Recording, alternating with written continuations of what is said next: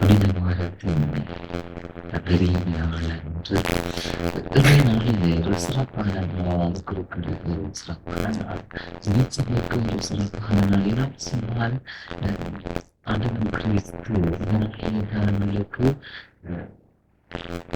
இரண்டு முக்கியமான பொக்கிஷங்களாக இரண்டு திருச்சாதனங்களை எங்களுக்கு தருகின்றார். ஒன்று திருப்பலி, மற்றது குருத்துவம். திருப்பலி நாம் குறிப்பிலே குறிப்பிடலாம். திருப்பலி இரண்டு செல்கின்றன. இதிலே வந்தன ஆண்டவருடைய அந்த விழா உணவு பொழுது திருப்பலியை உருவாக்குகின்றார். நேரடியாக திருப்பலியை எங்களுக்கு உருவாக்கி தருகின்றார்.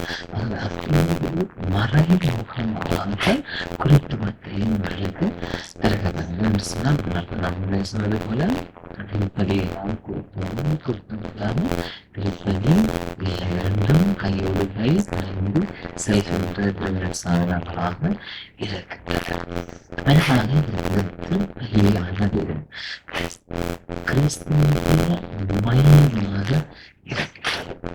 அதனால்தான் சொல்லுவாங்க, அதாவது கிறிஸ்தவர்களுடைய ஆரம்பம், தொடக்கமும் முடிவுமாக இருக்கின்றது.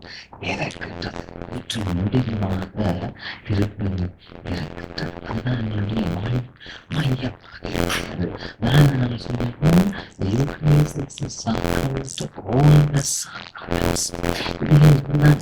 தொழில் சமூகங்களும் பள்ளிகள் ஓடுகின்றன. இதிலிருந்துதான் கொலைகள் அல்லது வளங்களான ஆசிரியர்கள் எல்லாம் வந்து சேருகின்றனர். நாம் சொல்லக்கூடாது. திருப்பதிகள் குறைந்ததும் சொல்லக்கூடாது. எல்லா தொழில் சமூகங்களும் மற்ற ஆசிரியர் மகளிர்களுக்கு எல்லாம் ஒரே நிலையில்தான் இருக்கின்றன. ஒன்று விட்டு குறைந்தது ஒரு கூடியது மட்டுப்படுத்த முடியாது.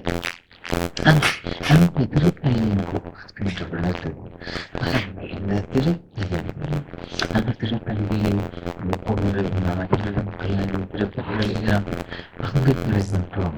சரி, ஆண்களை முழுமையாக பெற்றுக்கொள்கின்றோம். தகுதியான நம்மை ஆண்களை திருப்பலியில் பெற்றுக்கொள்கின்றோம். அதனால் என்ன கொடுப்பார்க்கின்ற முதல் வாசகம் தடுக்கப்பட்டிருக்கிறது. அதிலே பகுதியும் அழகாக கூறப்பட்டது. நீர்களில் காணப்பட்டது. அவர்களுடைய எகிப்திலிருந்து ஏற்பட்ட நாட்டுக்கு செல்ல பயணத்தை ஆரம்பித்து இருக்கின்றார்கள். நாம் செய்யணும் என்று கூறுகிறார். அதனை ஒவ்வொரு மொழியாவது அவர்கள் பாஸ்காவுடன் இடை கச்சை கட்டி கால்களில் காலடி நன்கு கையில் போல் பிடித்து விரைவாக உணவர் ஏற்படையில் கச்சை கட்டி கோல் பிடித்து பாதத்திற்கு காலடி பயந்து விரைவாக உணவு பயணத்துக்கு ஆயத்தமாக இருக்க வேண்டும். சாப்பிட்டு வேண்டுமாக சாப்பிட்டு இவர்கள் வந்து இவர்களை கொலை செய்தவர்கள், இவர்களை திரட்டி விட்டார்கள். ஆகவே நேரமே இல்லை, அவசரம் உணவுகளின் ஆகவே ஆயத்தமாகத்தான் சாப்பிடப்படும். ஆயத்தத்துடன் தான் உணவுகள் இவர்கள் ஒன்று போட்டு ஆயத்தமாக விழுக்கிறது. ஓரத்துக்கு பயணத்தில் ஆணையத்துக்கிடையில ஏற்றியவர்கள் உடனே அழைத்து நம்முடைய கொலை செய்யப்பட்ட அதைதான் விரைவாக உணவுகள் விடை கட்சிகளில் காலங்கள் ஆயத்தம் ஆன பின்பு தான் உணவை உண்ண வேண்டும். இதைத்தான் கொரிந்தியர் எழுதிய 1வது திருமுகத்திலே 11ஆம் அதிகாரம் 27 வசனத்தில் இந்த உணவை திருப்பதியை ஆண்டவர் பெற்றுக்கொண்டு ஆயத்தத்துடன் பெற்றுக்கொள்ள வேண்டும். நாங்கள் ஆயத்தம் இல்லாமலே வெற்றி கொண்டால் என்ன நடக்கும்? ஆயத்தில்லாமல் விட்டுக் கொண்டால் அழிவு நிமிஷத்திற்கு செல்லும். அதனாலதான் பலர்கள் காண்பீர்கள், பலர் நோய்வாய்ப்பட்டிருக்கின்றனர், பலர் இறந்து போயிருக்கின்றனர், வாழ்க்கையில் துன்பங்களை அனுபவிக்கிறார்கள். ஏனென்று சொன்னால் அவர் ஆண்டவரை ஆயத்தத்துடன் பெற்றுக்கொள்ளவில்லை. அதாவது ஒரு ஆயத்தத்துடன் நீங்கள் இல்லை என்று சொன்னால் ஆயத்தமாக இந்த உணவு உணவு என்று சொன்னால் எப்போது உங்களை அழைப்பவர்கள் நானும் திருப்பலியில் ஆயத்தத்துடன் பங்கு பெறாமல் ஆயத்தம் இல்லாமல் நாங்கள் ஆண்டவரை பெற்றுக் கொண்டால் நாங்கள் எங்களின் மீது சாமத்தை வரவேற்றோம், எங்கள் மீது அழிவை வரவேற்கிறோம். நாங்கள் அதை குடிச்சிடுவார்கள், அவர்கள் கம்பி கொண்டு அழிவை நாம் சொல்லுவது போல அவர்கள் ஆயத்தமாக பின்னால் விரைவாக உங்களுக்கு கூடி போகலாம், பயணத்தை மேற்கொள்ள முடியும்.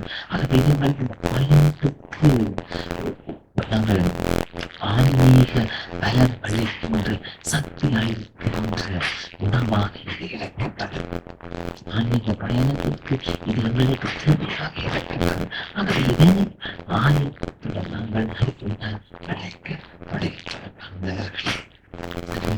நாம் வளர்க்கப்படாத திருப்பதி எங்களுடைய வாழ்வில் மையமாக இருக்கின்றது.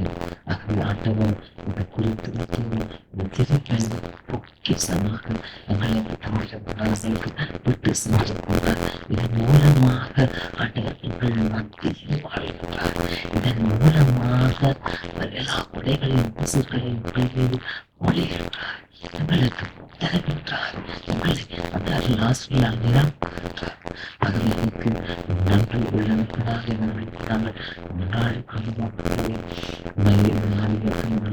மழைக்கட்டம் ஆகிய நாங்கள் ஆயத்தம் நிறைந்தவர்களாக உண்மையான தூத உள்ளத்தோடு திறந்த உள்ளத்து ஒவ்வொரு திருப்பதியிலும் பெற்று ஆண்டவரை பெற்று அவர் எங்களை முழுமையாக ஆட்கொள்ளுவது